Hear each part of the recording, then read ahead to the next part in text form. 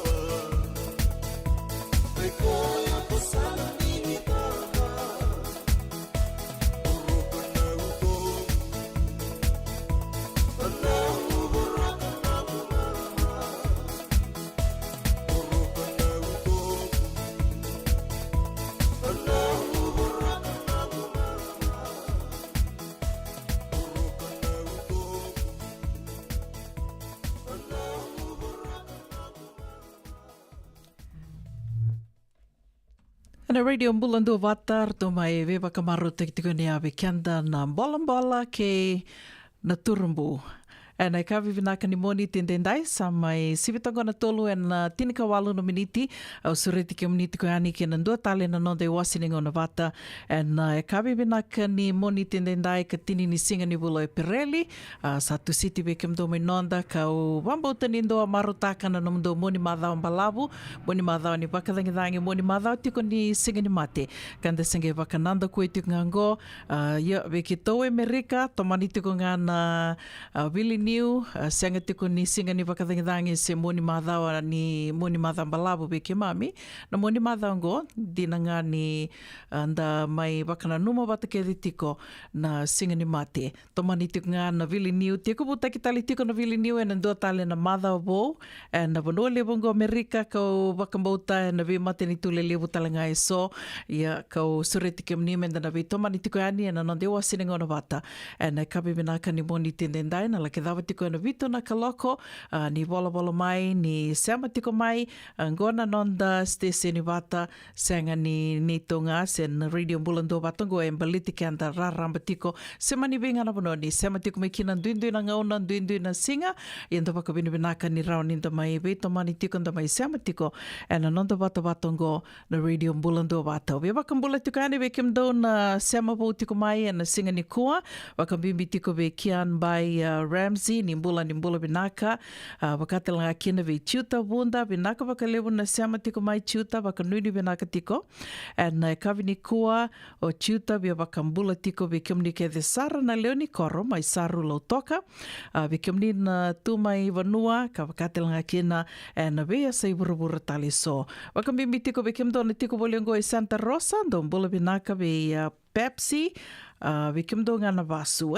vasu ni saru Pepsi ke tonga e Santa Rosa ni bula vinaka don bula vinaka talevu waka mbula tali tungadu we ana na yasa tambu roko mai Donnybrook, Washington waka nuni binaka tiko yani we kimdo and single level binaka ni moni tendendai ka sureti kam ni menda na we tomani tiko yani ana nonde wasininga ona vatene kavini kua mbula binaka Racheli Serva Kula ni sema tiko mbeka mai ve binaka waka levo na sema tiko mai na kavini kua ke senge mataininga ona na nomini sema mai ke retunga ke ronigendo na like ni muri ke tō talitunga, follow us, ka wakatelanga kina na nito YouTube channel, ke raunio ninge subscribe talitunga kina, ndo makasara. Nomuni tō kaningo, una vuninda kua, ni mbula vinaka.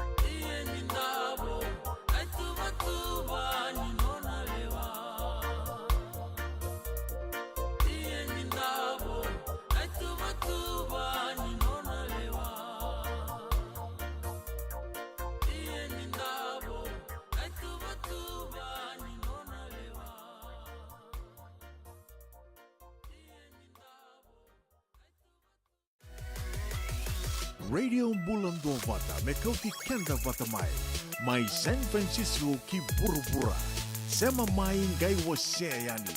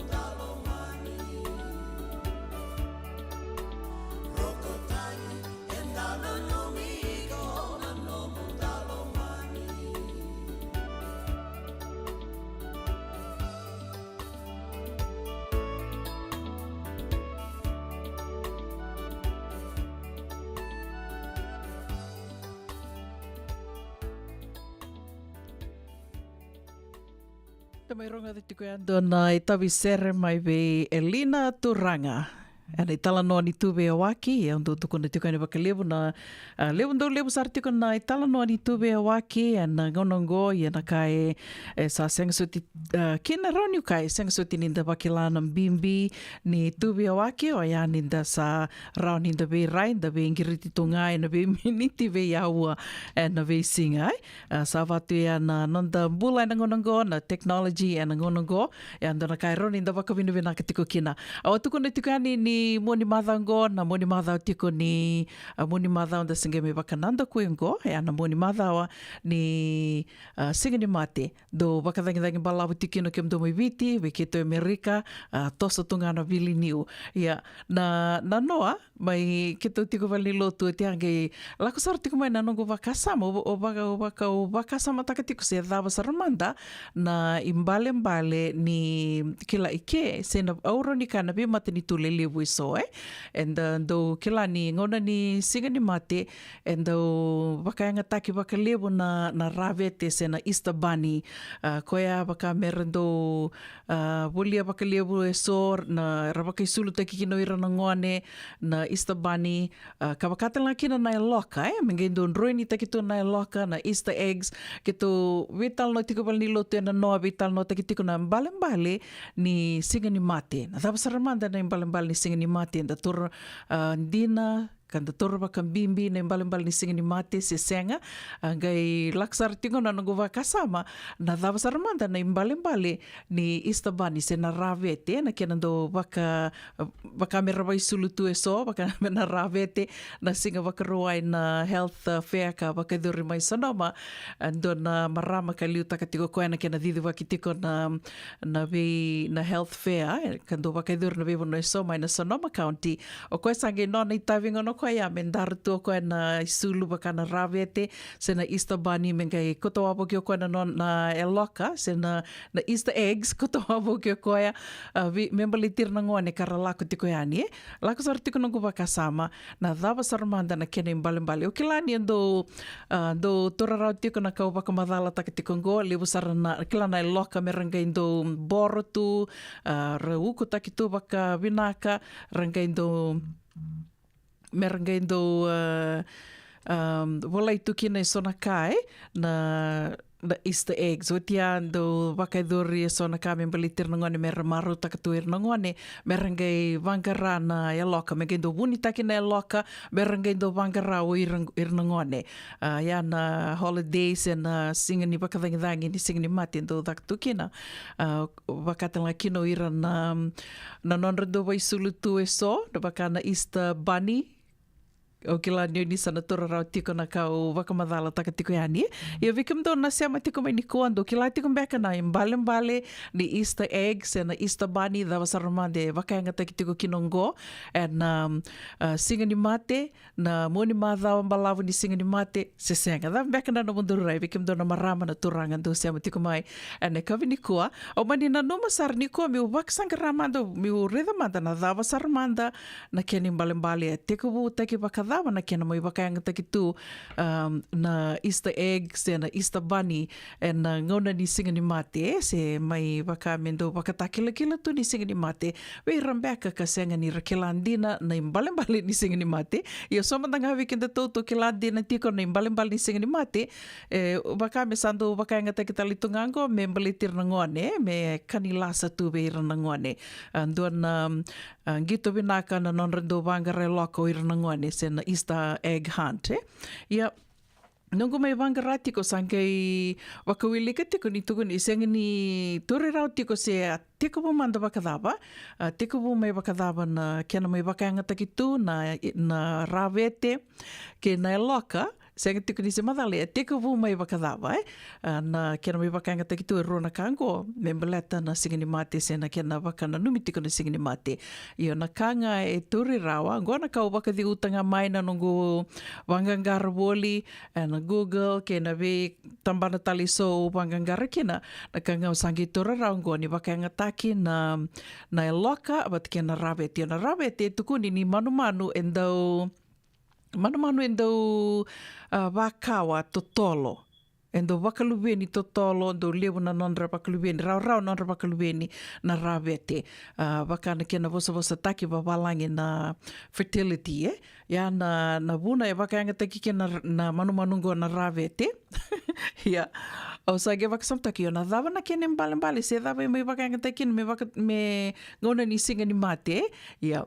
Sage tora rau tiko mai ia, ni ana wuna e mai wakaanga taki kena na rawete mbaleta ni manumanu ndo wakawa, to tolo rawa. Ia o te ana e loka e wakataletunga kina na wakanananu watanga o ia, ni wakaanga taki na e loka, membaleta tikunga na kila na mbula wou, ndo tali na mbula wou. Ia baleta ni ngaunai mai wakana numitiki na ngona singa ni mate e na wono liwungo Amerika o pambota ne sotali na mate ni tu liliwu tali so e ndono makatiko na ngauna ni na wula i tumbu se na spring o ni taka ni sato rau tiko ya na wula i tumbu se na spring na ngone kila e tekina na ka e pakamera sema ina seni kau na kau e bua koia na buata sa teka wungo me sa koia wakatoka e na wula i tumbu se na spring ka wakaanga takikina na e loka waka reita kini nduatale na mbula wou ka wakatela kina na rawe te ana na wuna e ro wakaanga takikina ro na ruango na e loka wat kina rawe te membaleta na singa ni mate ni mai wakana numitiko na singa ni mate e na ngauna ni spring se na wula i tumbu me waka mbale takitiko ni mbula wou ia ona kanga sange lako mai nungo waka samango io ndone sana ndone sana roni ke waka manda me tuturo kenda to na roni kaina kinto mbeka na loto wa Kristo to roni na waka samatanga oi baletanga ni weekend to na singa ni mate singa ni tuda ke tale na noa na singa tambu ia na mbula wou sa soli weekend sande raunin takaya e rawa kina na kena mai adha ni singa ni mate e rawa kina weekenda menda rawata na mbula tau mundu kina tamanda waka lomalangi. Ia na kau roni gei waka toto wata taka kina waka na nanu ka mai waka anga taki tuku kina na rawete ke na e loka ni dua na mbula wou. Au nui taka ni sana na matato ia na ngona tale tarawa se na singa ni mate mengoto rei tuku na e loka ke na rawete ni sana tona toro vinaka tuku na kena imbale ndina ngani o kenda tō na loto wa Kristo e tikunga e ndei tikunga na weka e tō kila membaleta na imbale ndina ni singa ni mate. O tonga i tina kawalu na viniti me wana ka loko waka mbula tukani we kimdo kethe na sema tiko mai ne kawini kua waka nuni vinaka talitungani o ni mbula vinaka tiko bera tiko na kiana waka lili tiko mai na irongo na nonde irongo ne kawini kua na dona ngona leka ngo sanga yadho mai ngo dona ngona leka ngo dana ngai rongo de ani na irongo.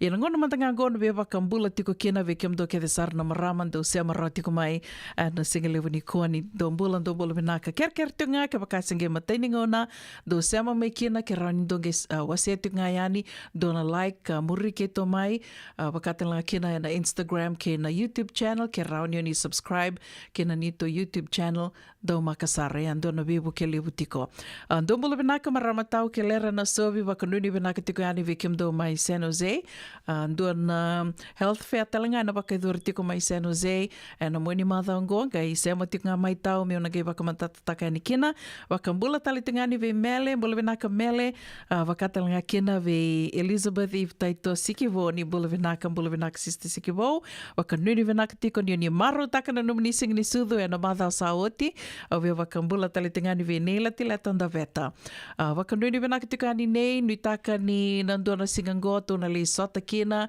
waka mbula tali tungayani na sereka ka tarawango be Apolonia mbula wakarua tuinga mea ni mbula vinaka Apolonia waka nuni vinaka talitungani vi kiumani waka mbula talitunga vi Raicheli Aseli Salote vinaka waka lewa na sema tiko mai mbula vinaka Kian wakatala kina vi Emosi Mule vinaka waka lewa na sema tiko mai na singa lewa vinaka Nikua sa watonga itini ka wana miniti me wana tini ka ono na miniti me wana ka loko and a radio mbula ndo bata. Me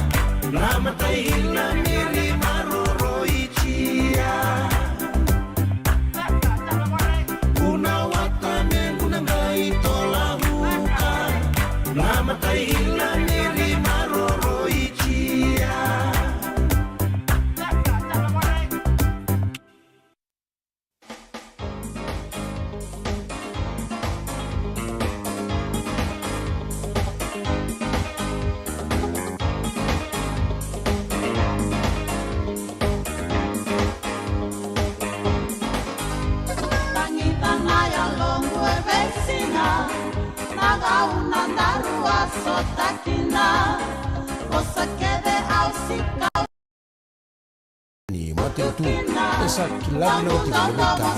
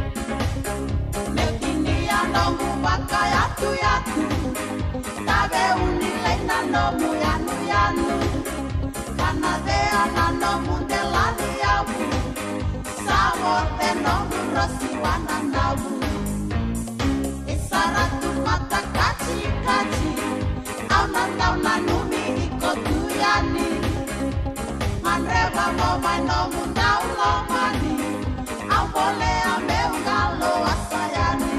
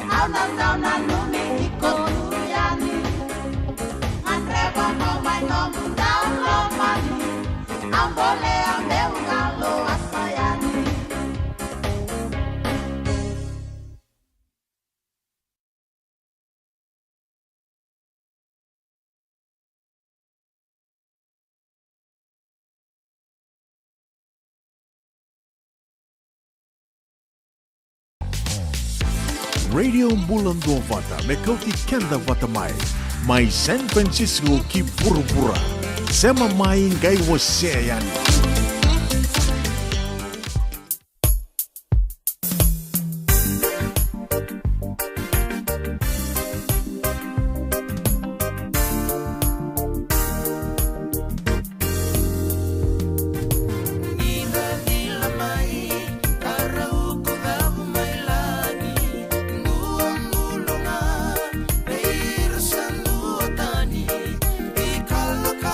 Singa, and now sit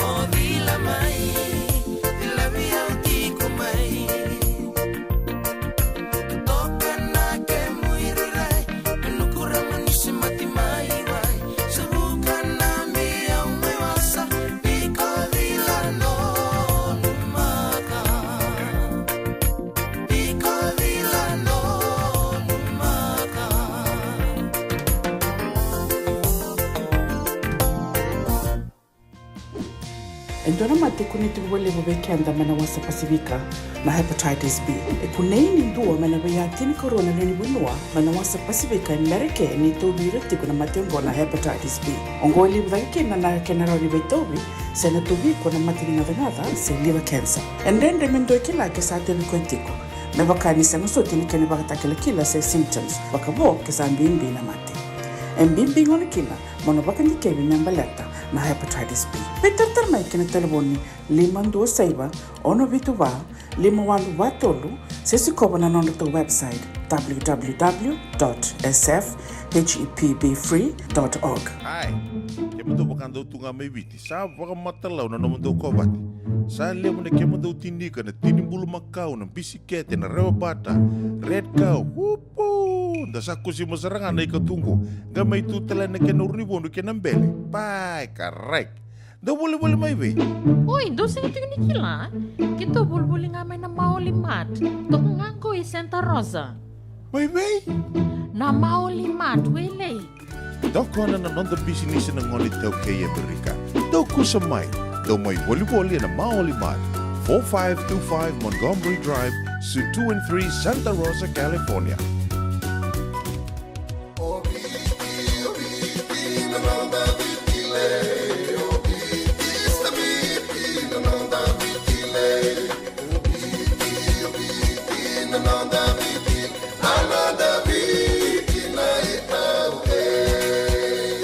Na nonda viti ke ngasini buli paulangereki rongodi ena 5 na kaloko ena kabini lotule ve kemudo e Amerika tini karuana kaloko ena singale buli bakaromboka ve kemudo mai viti ena radio bula tua bata San Francisco me kauti kenda bata Nungu chisu nungu banua. Dorongodi na vima mani ono kina vitu ena kawni bugululu ve kemudo e California. Veima mani ruana kavi kena tolu and a single level lotilebu ve kemando eviti. E warotaka na New Methodist Christian Fellowship USA. Rongodi and Radio Bulando Vata San Francisco me kauti kenda vatamai. E sa mai botongo e dona miniti me vana kaloko e na dona ngona leka ngonda na rongo da tiko kina na rongo e na ngona manda ngona be vakambula tuga ni kina e kemdo ke de sara na sema tiko mai e na kavini ko ambula benaka pedeli mbuli bakarua benaka bakalevu na sema tiko mai Christchurch New Zealand e na kavini ko vakambula talatingani ve lemi tolea 4. I hope I said your name right. Mbula binaka talofa mai Melbourne. Wakatala kina vinei salakatia. Mbula binaka John Taiviti wakanuini binaka tiko ane vike mnrau en singale unikua unuitaka ni nrau mbula binaka tiko. Wakambula talitungani ve seru uru. Binaka wakalevu na sema tiko mai Wolfsburg chamani. Binaka wakalevu wakanuini binaka talitungayani ni nandona madha binaka vikianda na madhango. Wakatala la kena ve Francis Dhovo Nisanga ni mbula binaka Randini wakanuni binaka Tukayani wikimdo mai Danville mbula binaka Mele wakatala kena ve Emosi Mule binaka wakalevu na sema tiko mai wakambula talitunga ve Talei kekemdo ke Sara and 5 sanga buluka 5 TV Road mai Kinoya.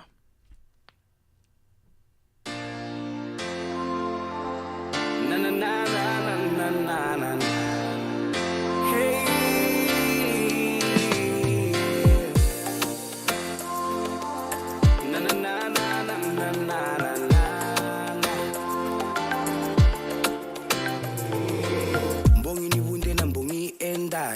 Taki manda vakasi sinai Sambala bundina endo sengani veirai Sua vake maile wandaru simba Musuka sombu ya vinawani siwa Songo ngani marau Ne vakatangi ni durumiao Aula musuka tunga Senga taleve auna mandua Sua vaka malua Nikuwa nambongi ni ngunu singa Auna musuka tunga Senga taleve una mandua sua baka malua nikuwa na mbongi ni ngunu singa amusandenge au samodenga eke amusandenge au samodenga eke amusandenge au samodenga eke amusandenge au samodenga eke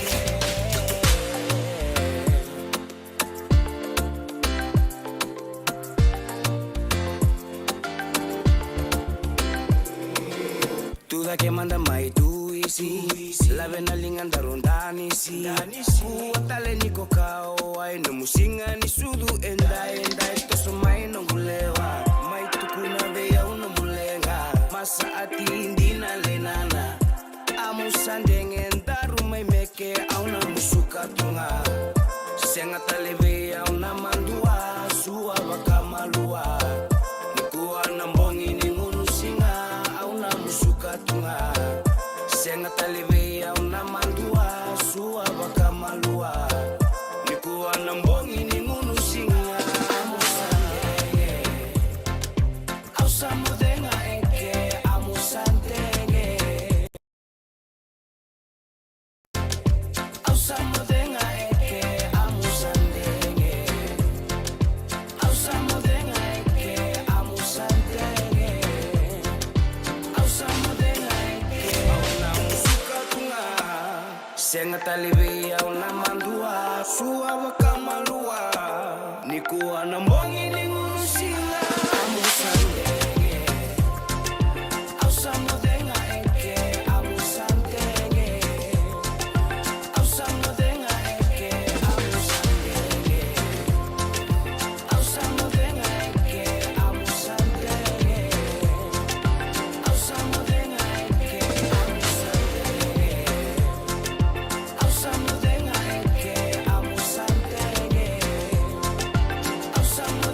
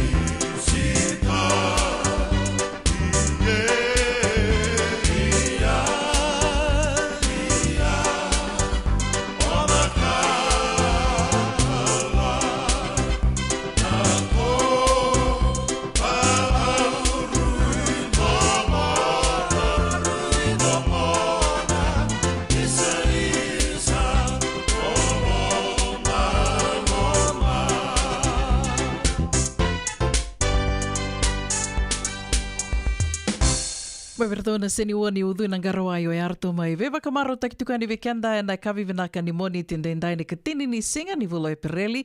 Totolo tiko na tosu ni ngauna wakanui ni vinaka tiko yani ni nandua na madha vinaka vekenda na madha ongo. Sa sivitonga na vai na tini na miniti e me wakawa wakaritaka yani. Dasa na rongo da saratiko na irongo e na nonrito vengaravi mangoasa na wakalesi-lesi e na tambana ni rongo mai na TV1. Kabakakina ena nonda bunua. Kaya bunua ilalam blavu ni ministry ena tomana tiko nga na kena walataki na nonda tiko binaka ena nonda bunua na nonda wakalesi-lesi ni tambana ni mbula. So na ngasi ni buli liu era se kere tiko nga me wakandondonu taki na ndundu ni kenri sau ni ndina nga ni ra tauri vola ena ngauno bata ia ndundu itiko na isau e soli beira la beta da kama yungo na minister ni volio a ser rondro ena nona taronga ena parlamenti ni kuwa se ya budava era bagadurumi kina nangasi ni volio kina be korni voli ena mbaki bagaboli ni ronundolo rosanga volga tolu kan minister rondro ni bagarau ni bagadurunga sin volio sa tauruwa ki tikumai na open recruitment system e vei wakandu indu itaki kaen yongo sa kawai taki sarwa levu ka ndusietiko endona tubutuba ka senga ni binaka kure ronrondo ni tubutuba ngo wakabuna endona vei maluwa lidha bono ni dhaka ka tara na nonro buli nangoni ka talo ronrondo ni koira na be union ni tamata daka sa kauta dake mai baga vida bata na be indu taki baga dori tikongo ke be iranga sibuli karatangida men dua na tutuba e wosi bidak ia mbau ndola ngusu tomai na minister ni buli eliu o Pramila Kumar kaka ni koira na be union ni tamata daka sa senga na non rebe bagamboti one minister sa daga tiko na ministry me wolia na lele ni ngasi buli and primary and secondary schools.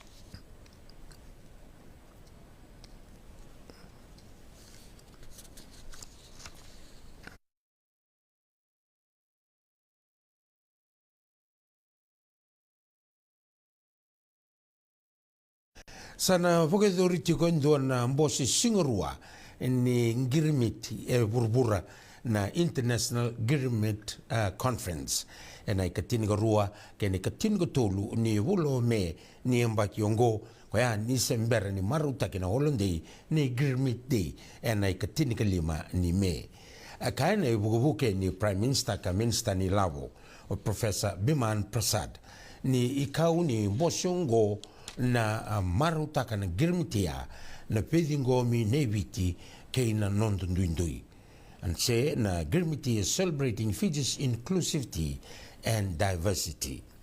Na matentu sa wakaruta katale tiko nga indua na umay labo member letter na Girimit Day. Kurio Prasada ni matentu wakambauta ni bimbi na Girimit Day. Amenda wakana numa na ndendre ka lagadurumi kay na solimbula amenda tautau wata ka anda ndokai kay na nanda dondonu nilawa kibi kenda kere. Rusang bulgaba na leoni bunua era mbeitaki ena wasang bulgaba lu taudoko na dala ni vei bakasangai ena bula sawoti. Wanda itakamai na wala ni indirekta ni ndau ni vei mbeitaki ni matentu. Ni ungo oko kina tolu sanga bulu na kisi ni kudu rua na kisi ni tobule me kudu wana kisi ni vei bakasangai dona kisi ni vugubuki senga ni talitaki kena tinko dona kisi ni wala kokowa ni vei bakasangai mai ve ira na le rosong bulga ba na beitaki rua se tiko non remba kin bula na rukuni tinka walu mai ve ira na wasang bulga walu na kisi ongo le rosong bulga ndua baka dori ve ira na wala lo mongo mai ve ira na le rosong bulga ndua ongo ka baka dori ke ve ira le tinka ba se tiko non remba kin bula na rukuni tinka walu ave ira na le rosong bulga ndua ka baka dori ve ira rua na tangane ka tinga diwa na lewa tin ka tolu na kisiongo vakador tikunga na wekandra. En ndobe ira na kisiongo mbeta kikina ndon ngone tangani ambaki tin ka tolu ni kuduwa na bungon tangani ambaki ono. En ndo tale na kisi mbeta ki ndon na ngone tangani ambaki tin ka vitu ni kuduwa na lube tukana ambaki dhiwa. Endo tale na kisi se sa beitaki endo na tangani ambaki tolu sang bulga walu ni kuzuba na lubena bakadamdambe ambaki tolu. Okay, na ndo tale na tangani ambaki wasang bulu sa beitaki en van dala ni kudu ke na ndo na dala ni veiva kasangai na iwala wala kokoa ka bakador kiwa na lubena bakadamdambe ambaki tilgaba. Na ministry ni takataka esa wakande uzatiko na kena arawani waga rambai lewutaki na tambana ni zakadaka ena rukuni programo ni nondra laki zakadaka aki walangi na lewiviti kame wakande itaka ni na tuwai waka matau na kontaraki ke na vunua ni zakadaka menda ngaravi ka maroroi vinaka kina. La veta dake mayongo na ministani zakadaka o Agni Deo Singh en parliamenti en non laki veisiko ki Australia en programo ni zakadaka en PAMS. Tarongo na ministani zakadaka iliu o Pravin Bala na inaki ni non veisiko.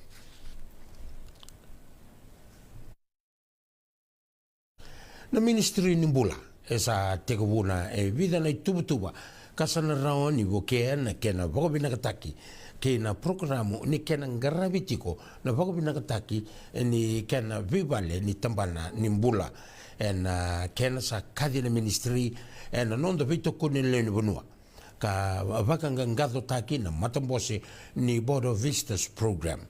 Labeta mayungo na minister ni mbula bunuai ratu Antonio ni busotiau lalambalabu en parliamenti en veka esa vakadurtiko en ai matai ni donan rau ni singa ni velutaki ni nonda matentu ka ratu lalambalabu ni kena vobina kataki kena totoka ni nonda val ni mbula kena nonda toko ni vinaka ni legislation tamban ni mbula en solia en doana vi vakoko takileu kina vagarau ni nonda pengarabi na nonra yalo marau na legislation kana laki tara na nonra ve vakamboti na leo ni bunua en nonda ve val ni mbula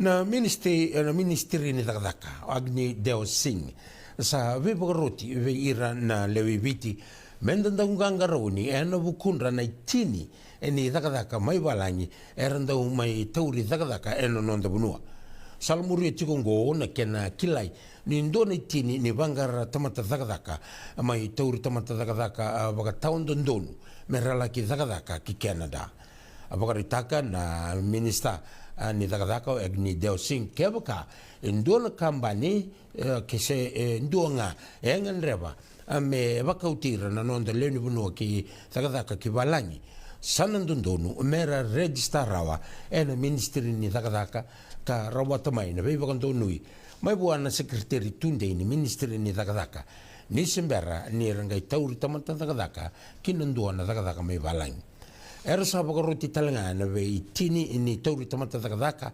merkakua ni vaka tamata takadaka ki balangi ni sembera ni soli na veiva kandonui mai na ministry ke baka endua ena tau ya butaka endua na itini sena agents ni tauri tamata takadaka kasanga ni tigua na veiva kandoni ministry esana dala bakalawa kasana rawa ni totongitaki meso uma sanga ni lele mai ena wana undolu nandola ka na sanga ni lebu mai na tini na undolu nandola se ena vesu me ambakindua na mate laulawa mai na ministry compliance team sala ki redira na matila lao mera la Congo ki Canada ka baka sala tagira ni dala na non randau mai baka maridi mera la ki dakadaka ka sengutu nikila na dina ni veka na la ki dakaba ka baka kina nyongo indo talanga na ngunsala ni human trafficking se na non da kau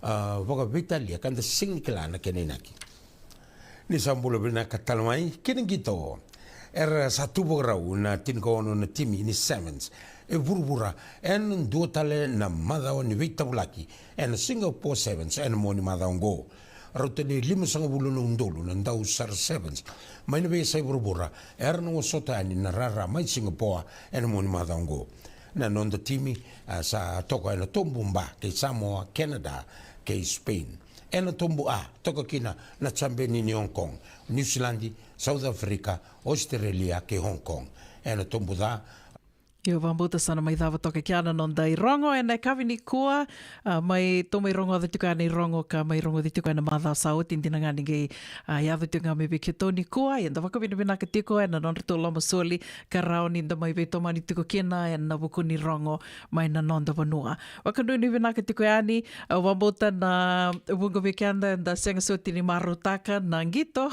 se na sota ni Singapore Sevens e na moni mātha nda mai wakananda kuyango Ia, sawa tingone ana I tostoso.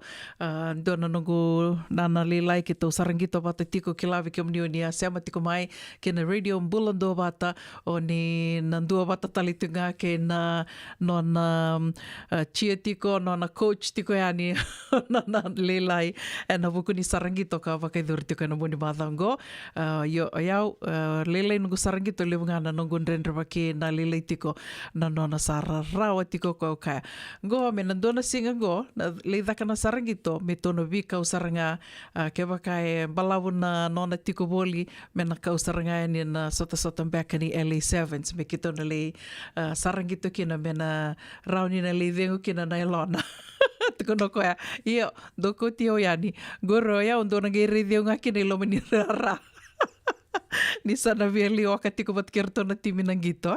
O yo, sawa tungo na yan, da sana waka nuni tu ni na rauni na vinakadake na non rito e na sota kanda waka na matitiki na loman kila na vida na mahadao mingo na kila na gito mbeka na France na lea vitu mai parani sembe kaya kia pakai donu kia pakai senga o kire andonge pakai donu te kio mai na sema tiko mai ne ka vinikua o kila ni leu sara na yalu e rarawa e na moni madhawa senge o tingo i ndona ka endo pakai endo kuri ni nogu rarawa ni savaya na ngito ka endo leu na bosa e tau wakalilia leu na bosa e tau wakalilia senga walenga ni rto bosa taki wakalilia o rto na ngito rto na dhorbo au do bati goverto na ke baka ki tau sarangito tiko I vali o sando mangondo garo na tiko na namdu tautoni bosa na bosa do dabu tambaleta ni kila ninda baka wekani ke ditu orto nangito tingo erto baka tinani baka tamani erto baka lubeni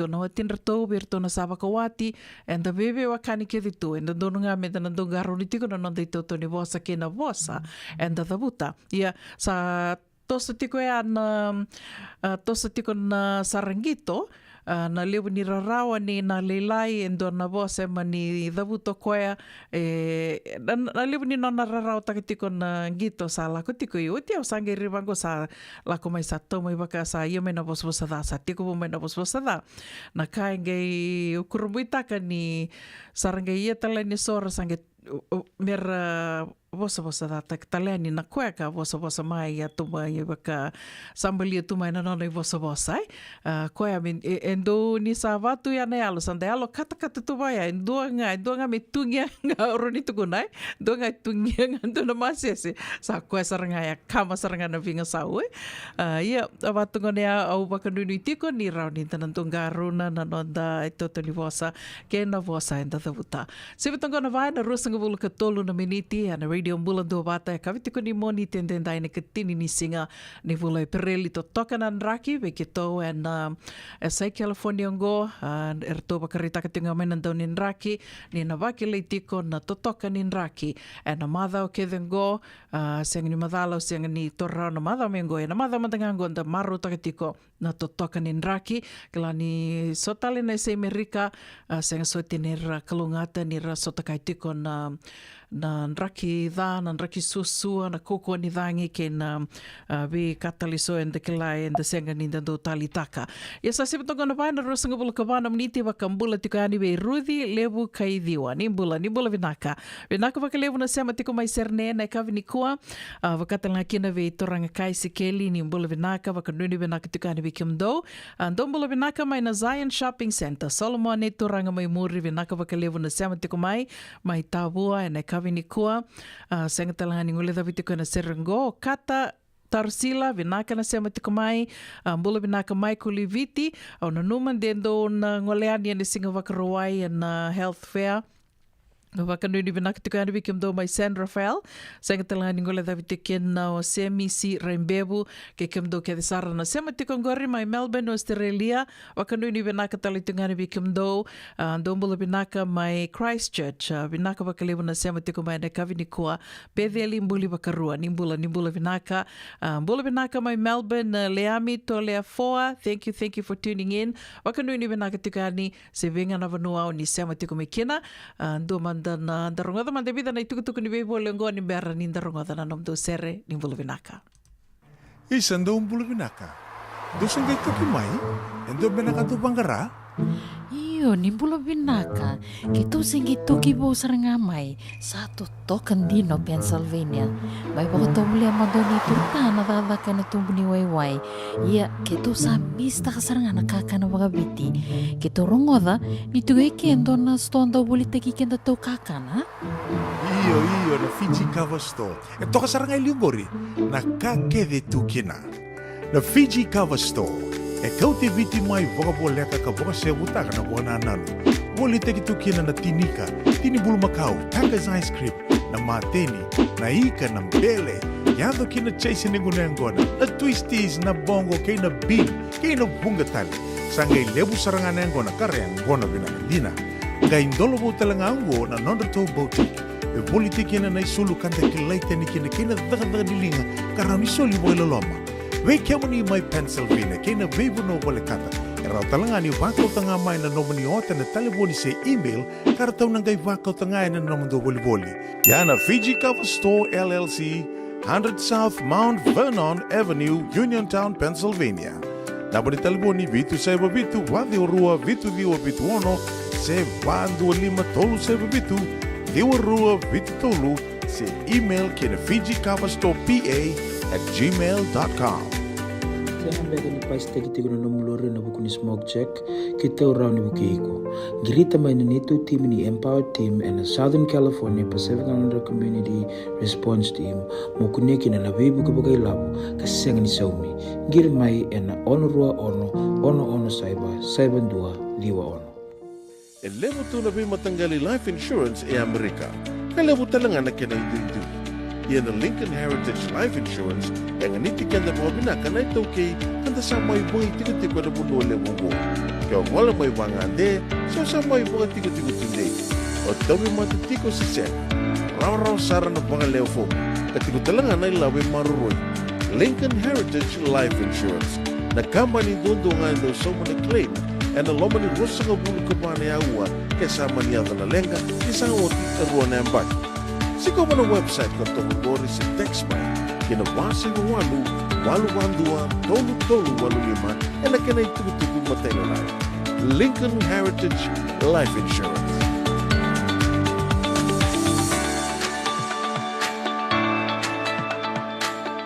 Bula bilang katinay Matthew, ni sawa kuskusibe. Isa, ni buluvinaka. O se vivi mandongo kina maulimat. Elay taka kina endona nito pakataka kana laylay. Meu leu kutaka pakatotolo, ni bernirto yadea ni nabulangi. Oi, o dea bakasanga. Erto bakasanga talanga orato. Sarara saranga. Go enda so mga nakakana. Esen nita so manakena bakanga takina olo. Oi, okay. Nakasaraman da kilatiko. Maulimat, 5525 Montgomery Drive, Suite 2 and 3, Santa Rosa, California. Veitartara sarani kinanaba ni telefoni 12525 vitutolu 52. Ene kena itugutugu matalalay. Radio Bulando Vata, Mekoti Kenda Vatamai, Mai San Francisco ki Burubura. Sema mai ngai waseyani.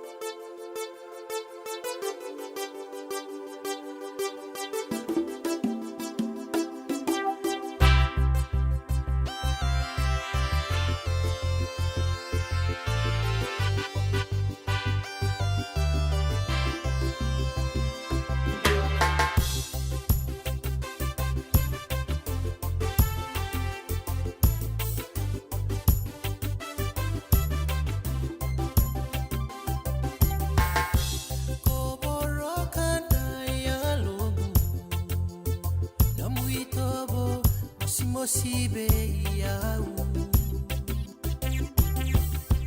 ko abakananda kuya nabuvale ubale mamarau takibuni nungaru sota kamatalebu sikumbamba sinaturanga niwa bulina sivali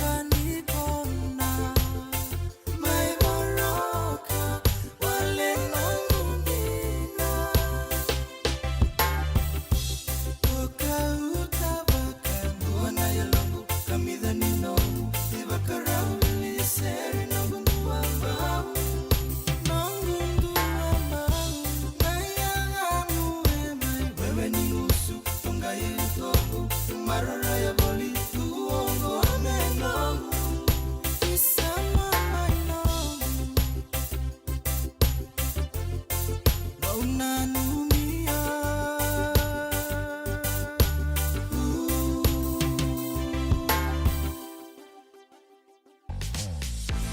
Radio Mbulando Vata, Mekauti Kenda Vata Mai San Francisco ki Burubura. Sema mai ngai wose yani.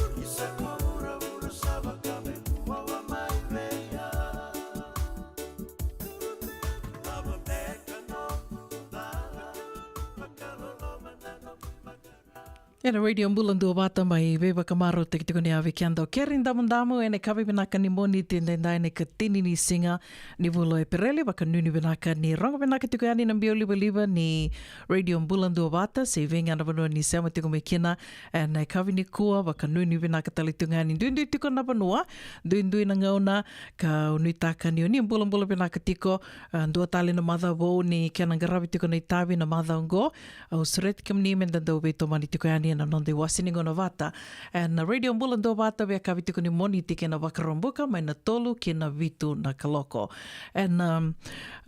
madha sawati waka muri tiko na irongo nonda burubura wakatela kina na irongo me nonda dona kai vital no tek sartingo waka lebu ya na lebu ni kila e lebu na website e lebu na kai do voli taki mai kan do volia sendo waka leo fomu kina na internet ndanga indo kila imuri ni laso taki tu ni senga nindina lebu and do waka lolo masara so weekend ni nda saru lebu sonangona sanda do wako tatu ni lavo ndanga irei ni ndage sasanga men da bitar tartaleani ke koe kanda wako i lavo kina se na website kanda soma dana numa ninda soma se nda wuli ndona ka ga inda bitar tartaleani wango sa senga talindo na irongo wakatelanga kina na libu talenga na social platform social media wat kena platform e waka na WhatsApp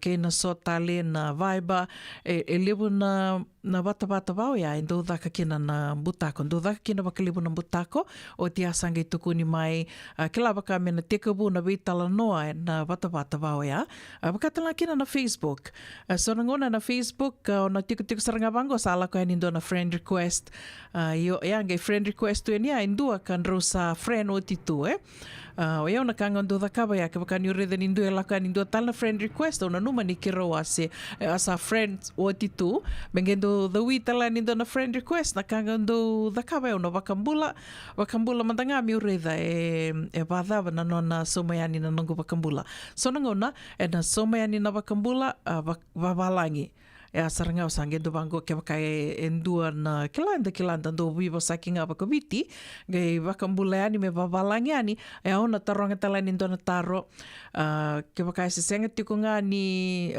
na sonoko no do taronga ni bango i sada bango sando tali na nomu Facebook nomu profile wo ke ona taro ni ba yo ke wakai mani adundina na batili ngona endo dua e baka me scam taka na nona profile makawa e sabi so taka kasandua bu taliana nona Facebook profile e sona ngona ke baka senga ni soma mayona roni taronga ni dona taro kau kila ndo mbeka na kau kirunga kila vata yana taro wakaviti se me ona taronga ni dona wekana onange dhaka takia o mai nei so ni taro na nona so mai ni nanungo wakata taro baleta e asaranga iko na roni tora raukina e ndina tiko kona na friend request ngo e lako ndina mai bua se senga se ndua tale e wakanga taka na nona account nona Facebook profile vola mai kina ya viko ya ndonongo ni sala roni ona kila kina ya ni usara singia manga ni sinio koyango ngono watatalanga ya sa block kina block saranga na senga walanga ni block na messenger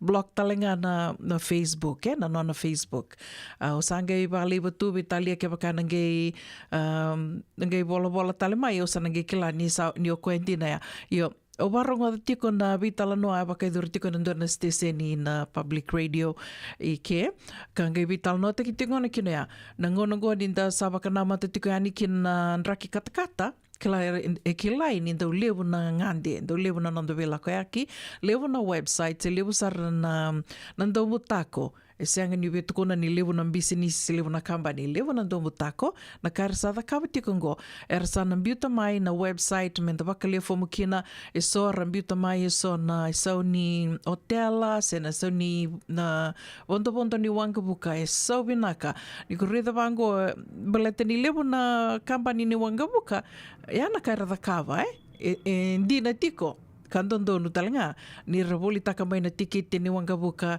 at a discount baka ngona mantangango kila na buka ibiti ono nandra baka ta tunga buka ni lisumai round trip vatu ya lebu na kambani ni wanga buka rasada kaba talitinga baya do sobi naka na nondra ibondo bondo ya kebaka ona lako nando na website se ndua na dua mbaka email ya ni se sona ngona na text na ngona ngoer sa kaba talanga na text do na text e dawi ya ni se do na Facebook message e lako ya ni kangai kami boli taka ya ni na nomu ngande vacation sobi naka na nomu rumu na nomu hotel sobi naka talanga ni bondo bondo kena beka ba ya na karasange tuko na tiko ni yando na panua tale sa baka nga taka baka levo na ndombu tako mera rawa I lavo kina ona soma nomu bondo bondo ona baka nga taka na nomu debit card sena nomu credit card rua na kaya ave kia senga walanga ni sambuta kodi nomu ilavo sambuta kodi talanga kia na nomu na tuk member le tiko sena personal information na nomu debit card na nomu number so rando taronga mai na nomu ID bita mai na nomu ID imbaleta ni oiko na lako tiko baka ngande tona bia kila so na kala leibaya menda na yandra bitiko kina ia ngai ndo rto ngai tuko na tiko ira na ndo baka muri tiko na beka bango ira na ndo baka ndikeva na nondra ibandi nondra lawaki na ndo mutako na kai sangi tuko ni mai kebaka o sabaka muria ya ni ndona message lako mai ndoni tuko ni biboli lako mai text Facebook se email.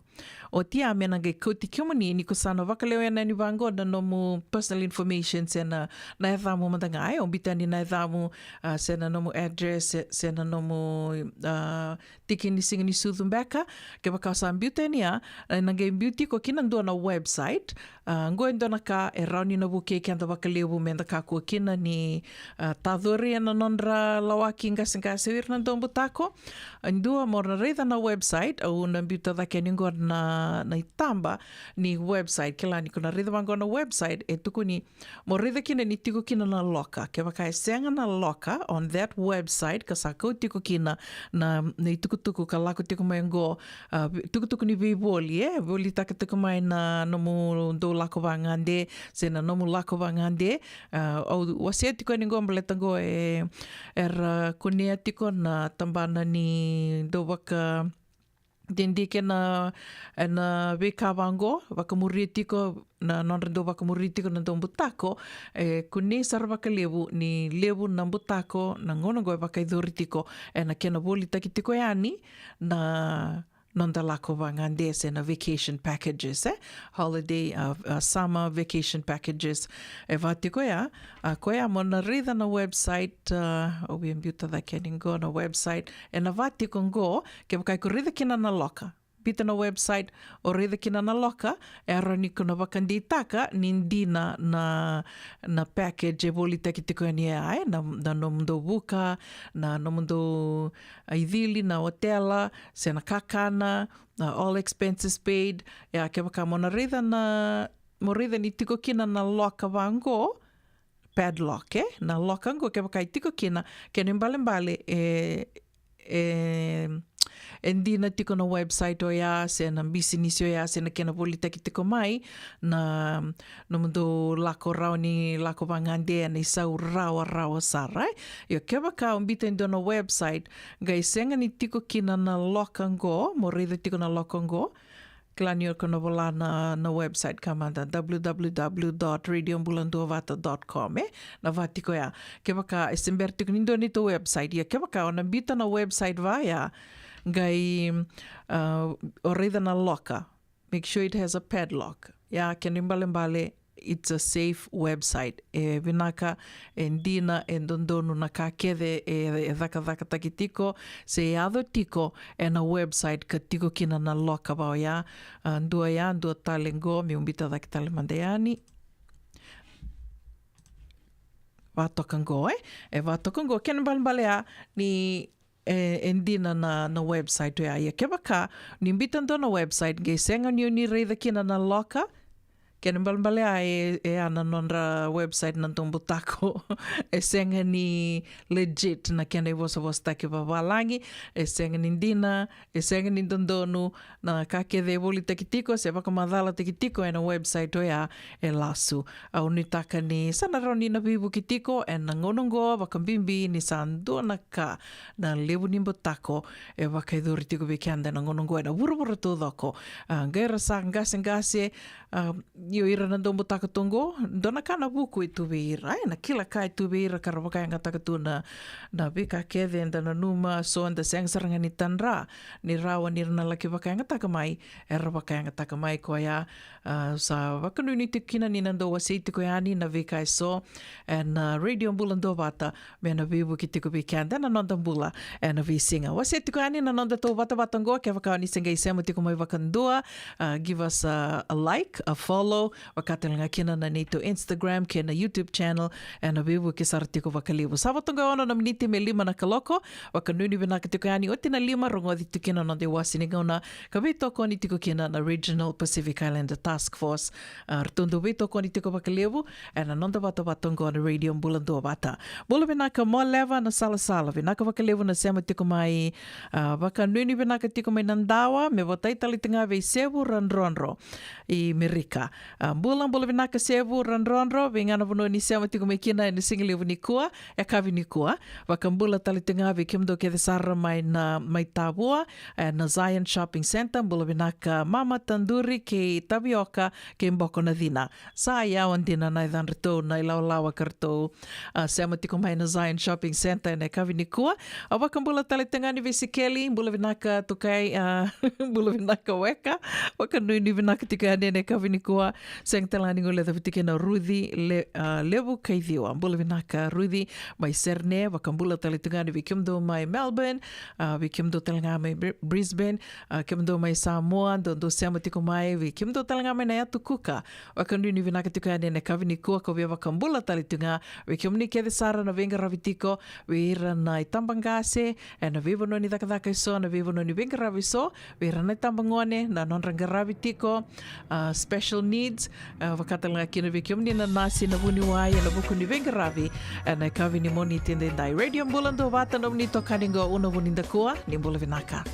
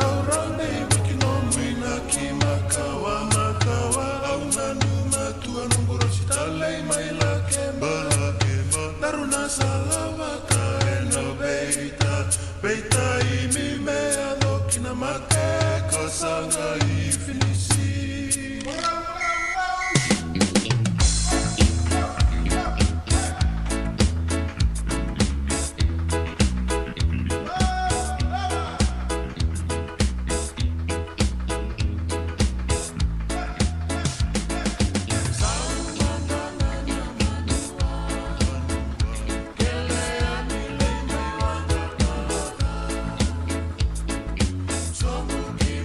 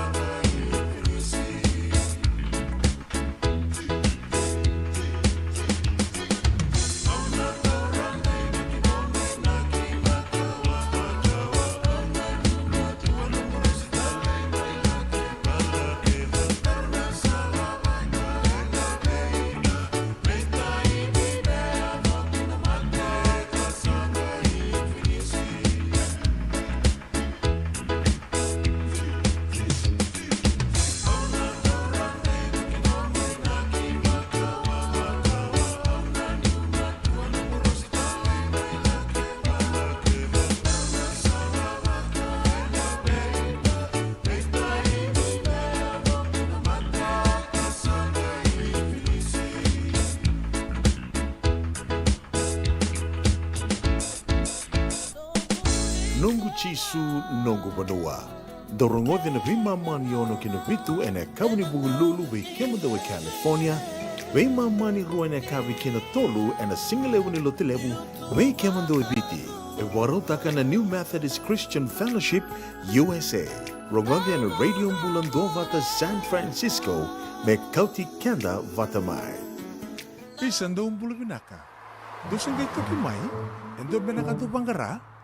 Iyo, nimbulo binaka. Kito singi toki bo sarangamay. Satu token dino Pennsylvania. May bako muli ang madoni turtana dadaka na tumbuni wayway.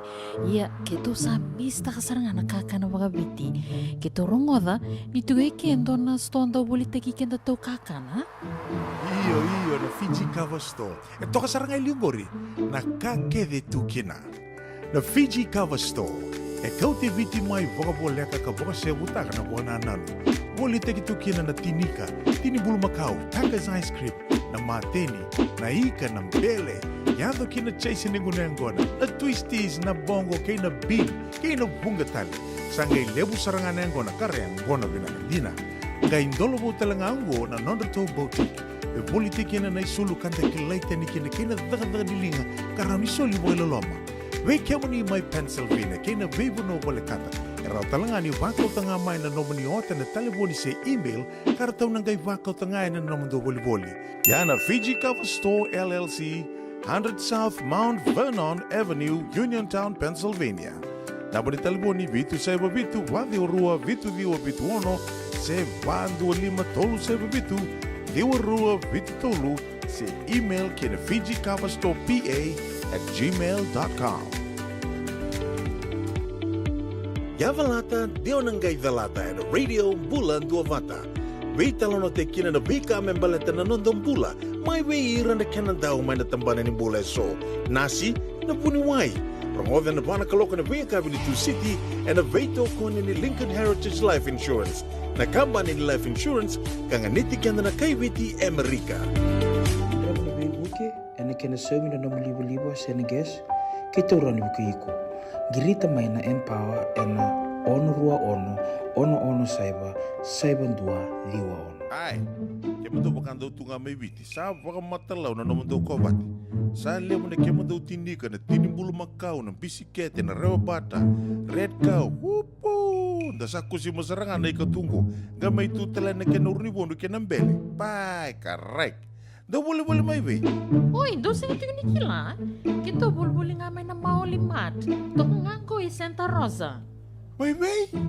Na Maulimat wele. Doko na nonda business na ngoli tau kay Amerika. Daw kusamay.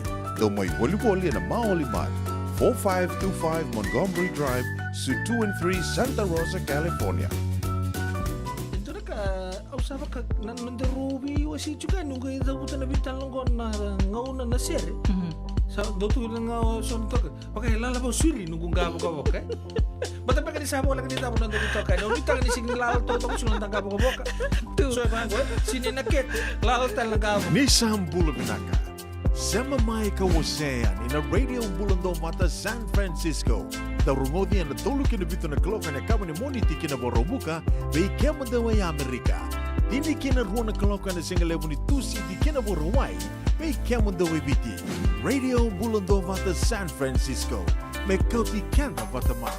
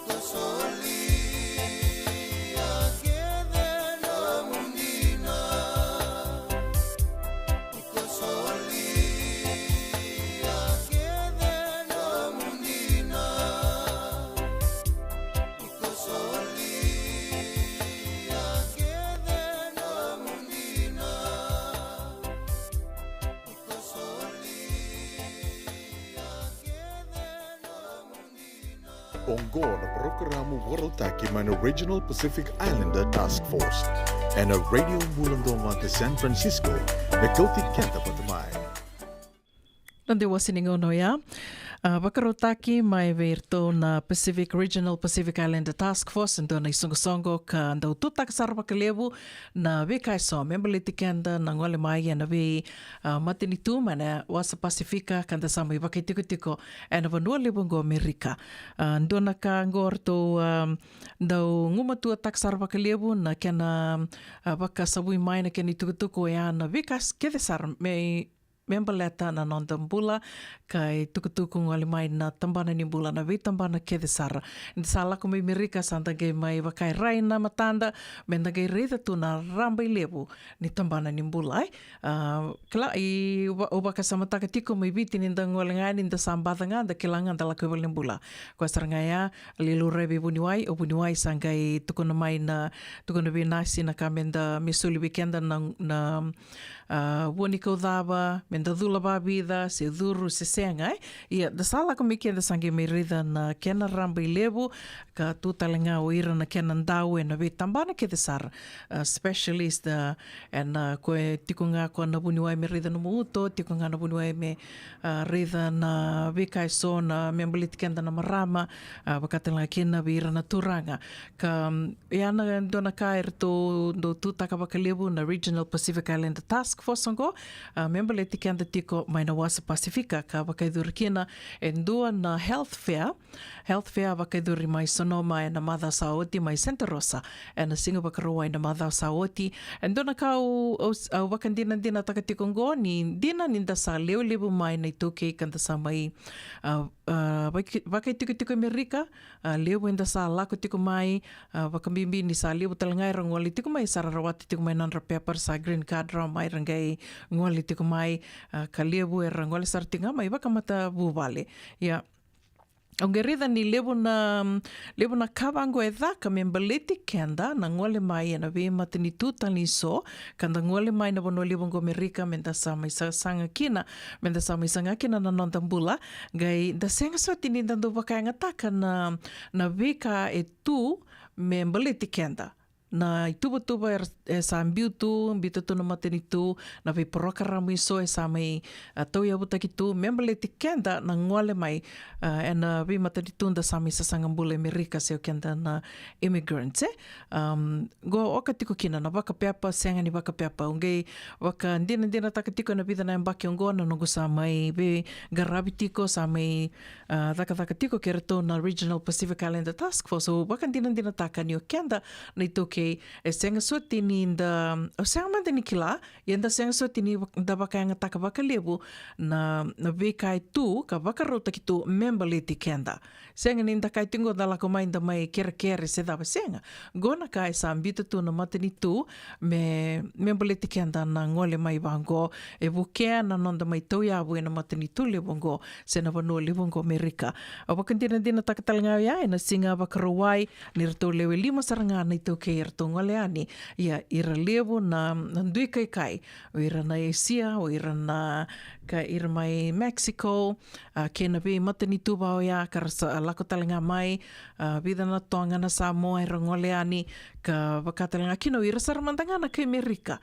e rangoleani ralaki wakainga taka na matagali vivu ke keve ka wakarota kitu membaliti kenda ia tu ya na bebu ke membeletir na ngone te ko saranga mai beira na ngone rasenga isudu ke sona kilani ramai isudu vango era da senga tuni kila I beno bebu ke beno vanua menda rauni da kunia kina na bebu ke ya e bakarota ki to ya ka bakatela kino ir ngone buli ke bakar sali te ko buli ser se muri buli tiko talanga e tu talanga na ka merbu ke kina au tukuna tiko ningo ko maru takatiko na nungu mewa se tiko ya nimbalete niukila ni sa lebu era sa ngole mai green card mai ngole mai bat kena non ramatu bale karsela lai na ngone ser tiko mai namba kinimbula ni muribuli so esor sa tiko mai na primary school so era sa tiko na high school se na secondary school da kila kenda iki na high school elementary school high school na be Vevu ke kede ka rauninganita na vei ambakini mbulongo e tiko endo wakarutaki ana matangali porokaramu vango ka wakaidori and singa wakaruai. Laki e ada serani vera nai tambangasi, koe rasara ono sanga wulu lako dhake.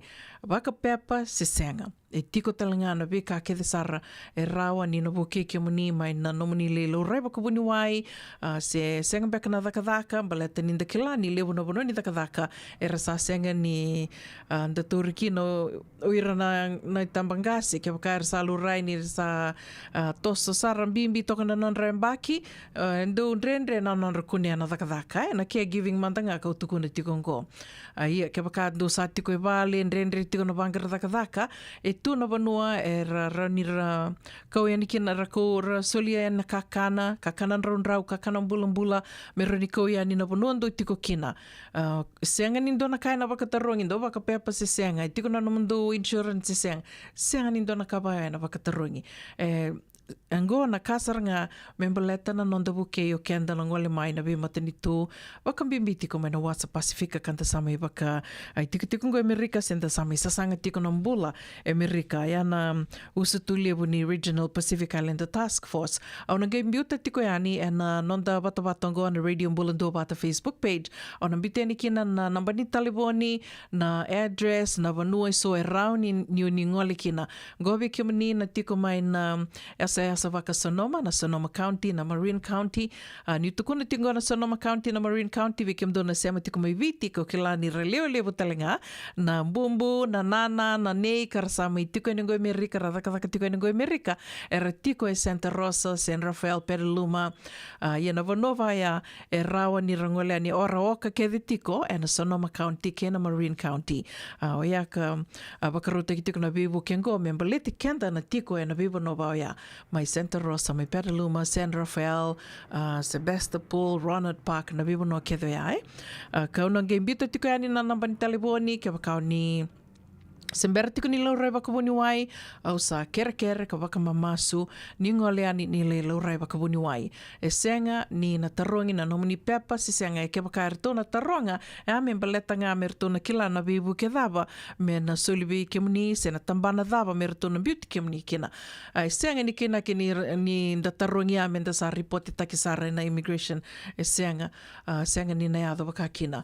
Kongonea, au beba konge te tali tiko ni kina, be ke muni na tiko ke ngori mai Santa Rosa, San Rafael, Petaluma, wikim nina tiko mai video ni sama tiko mai tiko ni i Amerika ngona no ni nana se no timuni se nei se bumbu ni tuku na mai vera ni bakarorong na radio mbula do vata meranio ni ngole ni lilo rai rawa kabuni wa inda sama itungo na kena vanua senga nei ulumbale na ke irna kena ndau ira tu ni na vanongo menta ke do baka toto vata taka na venga ravi na tambani ni mbula ke na kena kanda wakilatu mai viti, se o ni wakilatu ngori mai viti. Koia, vinaka kina menda wakanga taka na matangali programo wango.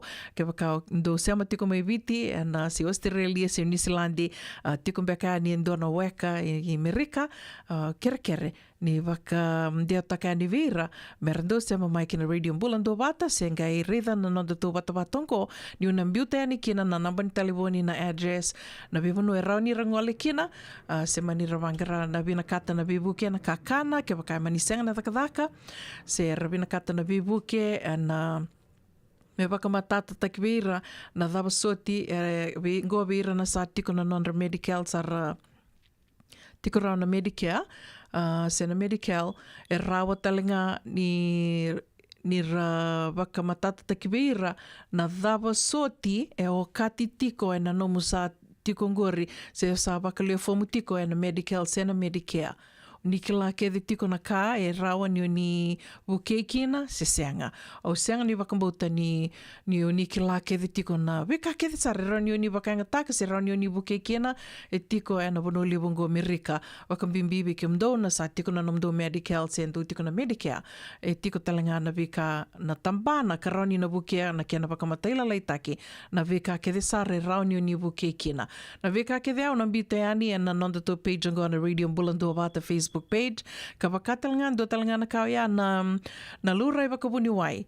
Do se mbera tiko ni lura, do sa tiko Amerika, se mbera ni do lura i wakabuni wai. Be talia matanga ke do na numa tiko do seanga ni tobi mate. Do ngole ani ni le lura i do lak ngai ani na wano na bite ani goa na address ni wati na nango kadi waki na mbongi ni kua au na ngai bite ani ke wakaseanga mataka ni ngai siko abatale mai au na bite ani na nonda to page ngo nonda to wata na address na namba ni taliboni na wano mani ngole kina ni le lura i wakabuni wai. Ni lak ngai ani be talia matanga ke o ni seanga ni tobi mate tu lak ngai ni tukuna I would like to have a full physical. Na full physical e arto sana ngai te kumune ki ana no muni lura waka wuni wai. Ana turi nandra, na lura kede na suka, na tumbu nindra, na wakadaba mbeka na kenda bimbi. E so naka, so mbeka bekenda do wakilatu nda sa malmalum tumbek nga se levo na ngona wakanda kai ni the wiritu mbeka na nondanga boka da senga ni kila se dava na buna. So na ngona ndeo so mbeka na kai sa lele tiko so na nutrients ero niukaya sa lele tiko. And dreba menta ngunu bana kena boni kau se kania na matangali kakana me roni na bukea wakana chai na we boni matangali boni kau tali so na we kabai and na senga ngon ni kila baka bosar ke baka menda lako ya ni misali teke bo menda lora baka boni wai senga ni so mikina dona ka senga ni ona tarongi no mo insurance senga ni tuku ni tarongi na no mo immigration senga ni na vai indona ka senga ni rtona toronga mai indona ka bauya ni ngole ani ka waka unge tiki muni ngole ani au na buno de tiki ni gomlet ni kila ndu daka sona program vai ai lai saranga na itu ke ngole ani mera laki waka ngataka ertule o lima saranga erto ngole ani en singa wakaroa unge tukona tiko ni ya tiko saranga Sebastopol Road Sebastopol ngo na vono e levundondo kina na itu okay. E na wanoto dhango Amerika, e lewa ndundu tiko na ituke mai Santa Rosa. Koia, kau au wakau kurumbu itaka ni senga soti ni lewa rongole ani mera laki wakanga taka, kau we wakau nge tiko ni kina ke wakau ni rongoda tiko mai na nongo programo ina kawini kua, ka tiko ani uira na weka Amerika ni wakandeo taka ni weira mera na wa. Sema tiko nga mai kina radio mbulando bata, rarida tiko na wika na ndombita tiko ani na nonda bata ngo mera ni rongole laki wakanga taka na we programo wakarutaki membale tike anda nongole mai na we matani tutali so kanda samai sasangatu nda sangatu nambula na vanua levongo Amerika. Ya na nonda iwase ni nonda leo ni programo me wakai erto veto koni tiko kina na Regional Pacific Islander Task Force. Ongo na programo warotaki mai na Regional Pacific Islander Task Force na Radio Mulondoma te San Francisco me kauti kenta patamai.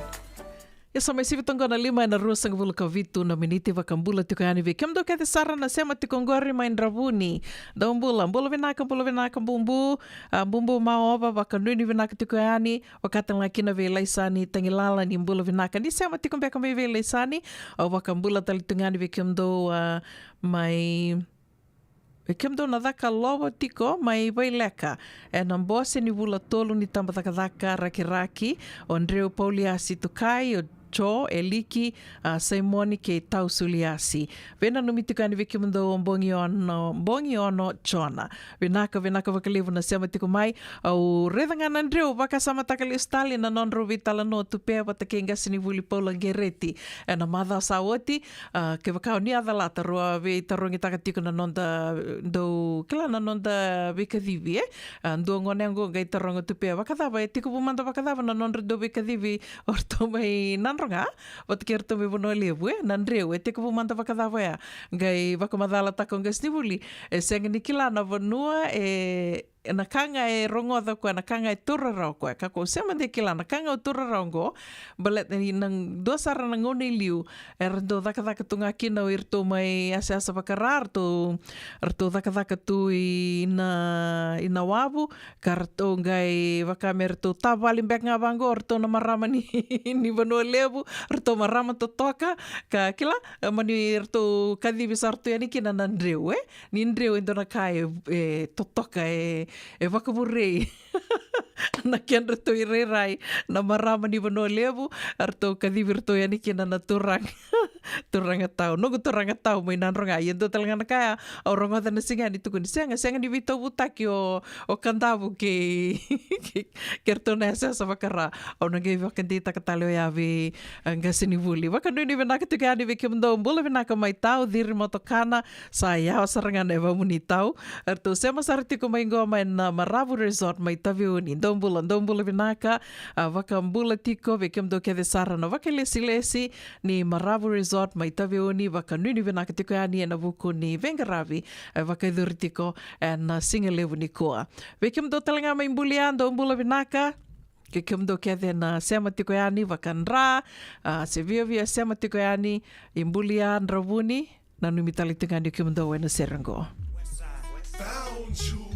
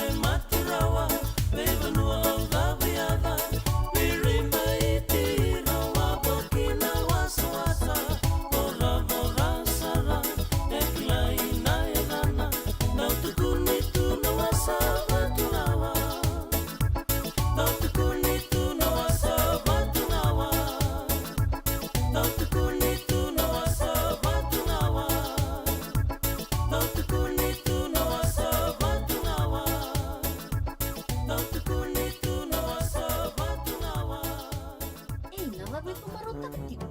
Senga, esan dondi na namarau kina vagavingile wo wakila. Baleta? Kesa mani kadhibi na nongumbula, ke mundo sana senga ni lenga. Dona senga talanga ni rere wala mase mundo warakati wana ila wundrang-reng. Baleta ni swada kabatu na nongu life insurance policy. Iko na kauto wakatapea. Sa tumumantanga na numundrang siya nga tu na pepa. Sa tiko na mate, se senga na pepa, senga na lenga. E se rawa nga nindu na nongu life insurance ve Lincoln Heritage Life Insurance.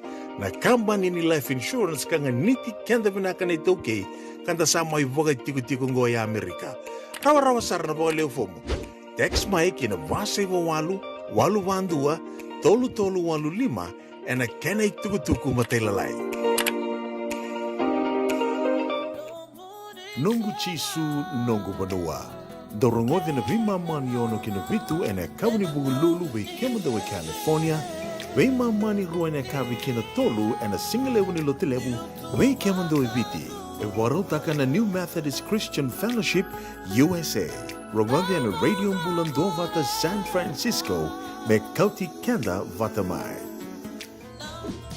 Endona mate kuniti wale bube kenda mana wasa Pasifika na hepatitis B. Kuneini ndua mana baya tini corona nini winua mana wasa Pasifika Amerike ni tobi retiku na matembo na hepatitis B. Ongo ili budaki na kenara ni betobi sena tobi kuna matini ngadha se liver cancer. Endende mendo kila kesa tebi kwentiko. Mebakani sa musoti ni kene bakatakila kila se symptoms. Bakabo kesa mbimbi na mate. Mbimbi ngone kila mono bakani kebi membaleta na hepatitis B. Peter mai kena telefoni 52 ono vituva 51 sesi koba na nondo to website www.sfhepbfree.org. Bula binaka tine Matthew ni sawa kuskusibe.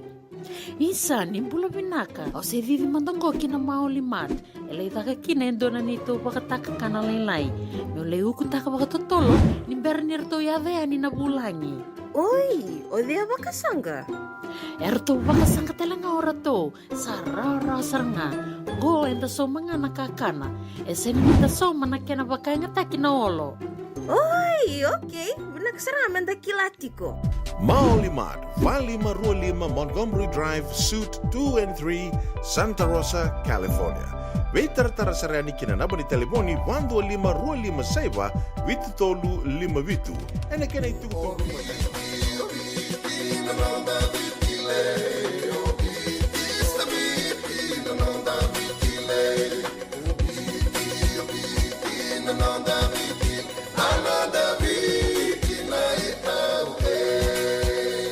na nonda viti ke ngasini buli paulange reki rungodi ena 5 na kaloko ena kabini lotule ve kemudo e Amerika tini karona kaloko ena singalebu ni bakaromboka ve kemudo mai viti ena Radio Mbulando vata San Francisco me kauti kenda vata.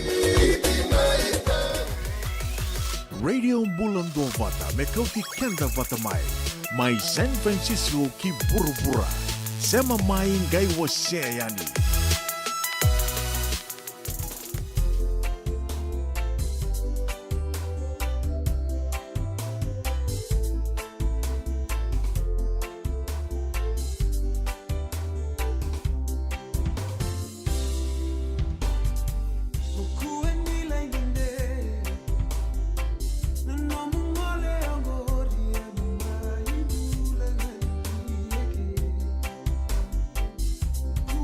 Like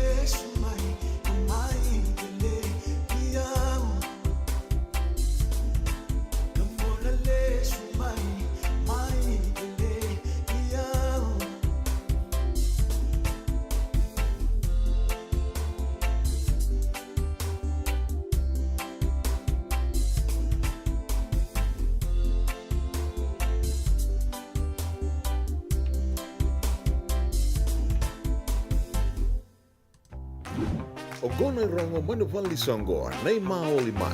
Wali Maru 5 Montgomery Drive, Suite 2 and 3, Santa Rosa, California. O tenga ni tukutuku mai lewa na tukani na non te rongo mai vali songo et nai kapi vinaka ni moni tende ndaingo en do tunga na visu retira ramba. Ramba be community na tiko na Yasana vaka San Jose and a county of Santa Clara. Visu reti tunga kinandon na Public Health Hub Resource Fair. Public Health Hub Resource Fair. Me wakanga ka wakaiduri wekendato mai na Sonoma County and Mother Saudi. Wakaiduri tiko ngo wekemdo and Santa Clara County and wakaiduri tiko and Ndua Vitu Lima Story Road, Suite 120, San Jose 95122. Miutokaro Takataloya 1775 Story Road, Suite 120, San Jose, California and wakaiduri tiko kina na Public Health Resource Fair. Me wakanga wa wakamadala takatiko ya ka laki ngarawitiko ane singa wakaruai na Mother Saudi mai na Sonoma County. Mai Sebastopol karto angarawitiko na Sonoma County. Nisureti tiko kina be kimdo na tiko ane sana waka San Jose. Teka butiko ngo ena dua bema manindua tolunga na ya uana kena wakaiduri tiko ngo mai na bema manindua ena singa lebu kina bema maniba. Bema manganindua kina bema maniba ena kabi ni wakarambuka ni wasotia Sanga ni moni madhango, wakarombuka ni karua sanga buluka walu ni singa ni bulo e pereli. Wakarombuka karua sanga buluka walu ni singa ni bulo e pereli, mai na bema manindua na kavikin na bema mani ba. Tukutuk nga kataraba visureti tiko bekenda na marama, na sana e California, se vikim do talanga mai Washington, mai Hawaii, wenga na vanua, o ni se marau tiko mai kina, o ni bia mai tomani ke mamitiko na marama California, e na vukunga ni ndua na komuniongo, ka pakaiduri talitunga na embaki saoti, mai Petaluma, e na embaki ongo, e na pakaiduri tiko mai Sacramento and a Freeport Boulevard, Sacramento. Wakatoka itiko na komuniongo na Step It Up, Leave It Out Women's Retreat. Step It Up and Leave It Out Women's Retreat. Meu wakaviti takngao ya, kalao dhake, kalao yani kambulataka. Mani mbulataka na nomani wakambauta me tei and a loloma. Bulataka na mo wakambauta me tei and a loloma. Women's Retreat, e wakaidurtiko, na moni madhao mayongo. Sanga ni moni madhao mayongo, na wakarombuka e pereli na karua sanga buluka ndua ni singa, ke na wakarawai e pereli na karua sanga buluka rua ni singa. E na wakaidurtiko, e na 5 va saibandua, Freeport Boulevard, 5401, Freeport Boulevard, and o sa ambiuta tiko yani na kia na tikindua, and on the page na Radio Mbulandua Bata, ninge vitartareani ke Mrs. Malo, se Mrs. La Takibekata, and vuku ni kiani tukutuku matela lai ka wakatalanga kina na wikiamnio ni na via ngoleani o ni na via lei vetomani talitunga and non the songo wakamaраmango kana wakaidurtiko na karusang wilkandua kini karusang wilkarua ni singa ni bulo February tiko talanga na idurduru ya $5 registration fee $5 au tarungi Mrs.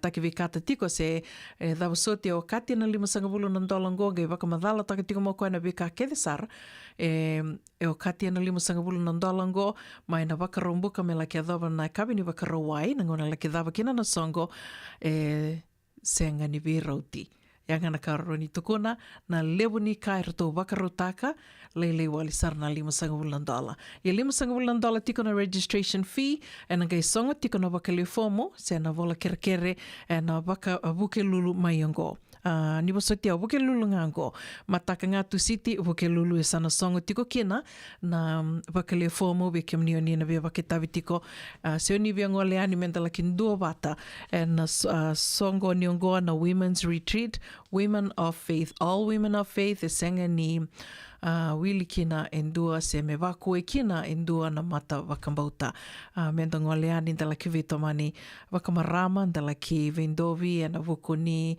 vekai soerto sa wakarota katu men dalaki wakongeti kena, dalaki wakararama taki kena, dalaki wuli kena, dalaki wakandua wata taki kena, and a women's retreat ongoa sena nonda komuni songo ni wakamarama. And wakaroa tale e pereli ni karosanga bulu kandua ni singa, ke na karosanga bulu karua ni singa. Tuku kataraba, membaleta tikanga na vesure tiraramba, mai bereto na Honor Foundation. Honor Foundation, artondo wakaitawitiko e na nandra wakaiaya taki na ngoni buli, ke sara, mai na tini kandua na korni buli, ane sano kandabu. Ya na nonreto, na usutu tiko ni nonreto sasanga ni komuni labo na Honor Foundation USA, na banquet, seafood banquet, e na wakaiduritiko na wakarawai, na ka tini ka tolu ni singa ni wula mai ongo na wula me. Tini ka tolu ni singa ni wula mai ongo na wula me. Te ka wutiko na songo e na rua na kaloko e na singa levu, ke na vitu na kaloko e na mbongi, e na wakaiduritiko e na Dhiwa, Ross Valley Drive, San Rafael. Kene tukutuku matei lalai, ninge vei tartarani ke anasa koroi tamana, e na talibo ni vitu saiva vitu, rua walu rua saiva tolu vitu, se onti dhimba mbolambiu, e na talibo ni va saiva walu, vitu lima, tolu vitu, rua tolu. Ke wakao ni tui awa mai, se na oso mbeka wakatakatako ni senga ni na adhorome kina, se rao tiunga ni dhau mai, ni ndondolinga mai, kina sasanga ya ngongo. Na talibo ni oya, sali vitu na ngoni sala ni wako ilavo, e na ngonongo, rao ni ninge wako tamai kina na nomu ni dhau. Ia weekenda enda na via lako yani, mendala ki wakaitavi, and wakaikavi ngo, dua nan rau nan dola, na isau ni wakaikavi. Dua nan rau nan dola, na isau ni wakaikavi. Tukutuku katarawa o tiuti talitinga ni tukutuku e adhoratiku maina nonde ronga me wali songo e ne kawi ni kua, go me baleta tiko ngā na tai levu na singa ke te levu. Baleta tiko na singa ke te levu e na wakaidhuri tiko mai Hawaii, lai e Hawaii e na wakarawai ne ka rua ni singa ni wula September. Na singa ke te levu e na wakaidhuri tiko mai lai e Hawaii e ne ka rua ni singa, sa wakarawai ne ka rua ni singa ni wula September. Se wale butu na ngona ni maruroi lavo me baleta na nonda tui vondo, na isau ni hotel ambeka, se na vunua me tona laki wakaidhili tiko kina, ke na ngona venako me tona ngole ani tu laki sarasara kina. Tawa ko venaka tiko kina maoli mate na nonda tau veto koni, rau ni ndo me rongodi tiko ni kina, na nonda irongo, mai wali ni songo. Se mani songo dhawan, do lewena tiko, sendo sengei toia butaka tiko, sendo sengei mbudhina tiko.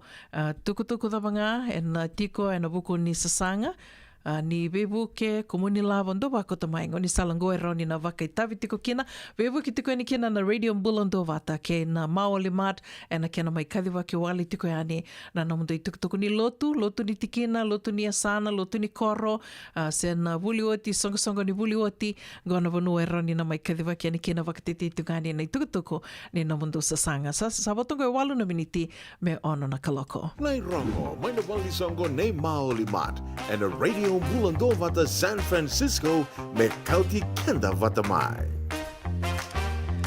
Ia na serenga katarawa no vea wakambula tiko kina ve chochi suluka. Ni mbula binaka mai adhata wakanui ni binaka tiko yani ve kimdau ni taka ni totoka tuna nraki ve kimdau mai adhata wakambula talitinga ve kavi reali te vita sungu. Binaka wakalevu na sema tiko mai rewanga e na kavi ni kua. Senga tala ni ngole dhavi tiki no mao wadhana wanga ki kimdau ke de sara na sema tiko ngori mai nravuni. Wakatala kina ve kimdau mai mbulia. Mbula binaka ni vivi mai mbulia ono kandavu. Wakanui ni binaka tiko yani ve kimdau. Wakatala kina ve leisani tangilala kimdo ke de sara na tikongori mai na Maravu Resort wakambula tiko yani mbula binaka tau dhiri motokana wakatala kina ve kimdo ke de sara na sema tiko mai na Zion Shopping Center do mbula binaka wakanui ni binaka ni tosa binaka tiko na bisinisi na Zion Shopping Center yakavi ni kua na nomundo voli taki tiko ve wakani tiko ve rana leo ni vanua turanga na marama kara ngole tiko yani na laki voli hene kavini kua. Watongo e ono na miniti me ono na kaloko and na radio mbulando vata.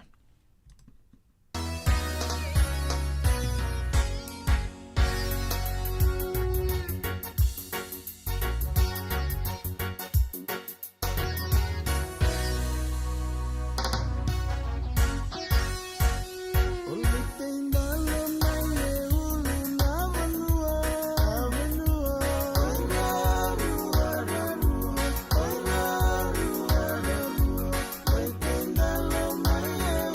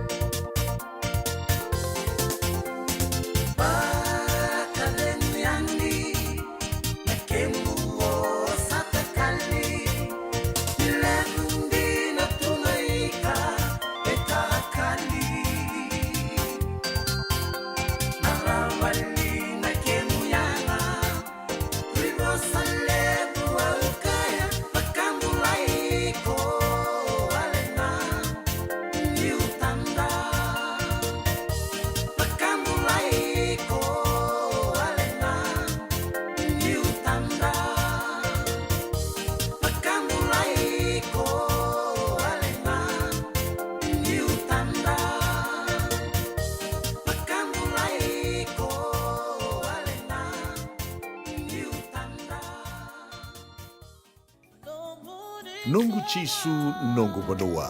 Dorongote na vima mani ono kina vitu ene kawani bugululu ve kemudawe California.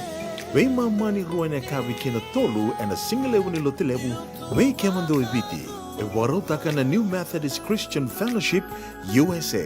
Rongote ene radio mbulando vata San Francisco me kauti kenda vata mai. Isando umbulu binaka. Dosan kay toki mai? Endo binaka to bangara? Iyo, nimbulo binaka. Kito singi toki bo sarangamay. Satu token dino Pennsylvania. May baka tumuli ang madoni turta nadadaka na tumbuni wayway. Iya, kito sa mista kasaranga nakaka na wakabiti. Kito rongoda, nito kendo na stonda bulitagi kenda to kakana. Iyo, na Fiji Cover Store. Ito kasaranga iliyugori. Nakakede tukina. Na Fiji Cover Store. E kauti viti mai vokaboleka ka voka sebutaka na voka nananu. Woli teki tukina na tinika, tini bulu makau, Taka's Ice Cream, na mateni, na ika, na mbele. Yado kina chase ni gunengona, na twisties, na bongo, kay na bean, kay na bungatali. Sangay lebu sarangan ngona kareang ngona binakadina. Kay indolo bo talangango na Nondoto Boutique. E woli teki na naisulu kanta kilaita ni kina daga dilinga, karang isoli boy loloma. Wei kemuni mai Pennsylvania, kena veibu no wale kata. Erau talangani wakau tanga mai na nomani ota na telefoni se email, karatau nangai wakau tanga na nomando wali. Yana Fiji Cover Store LLC, 100 South Mount Vernon Avenue, Uniontown, Pennsylvania. Nabani telefoni vitu seba vitu, wadi orua vitu diwa vitu ono, se wandu lima tolu seba vitu, diwa rua vitu tolu, se email kena Fiji Cover Store PA@gmail.com. Mbega ni pasta kitiguna na mulore na buku ni smoke check kita urau ni bukiiko.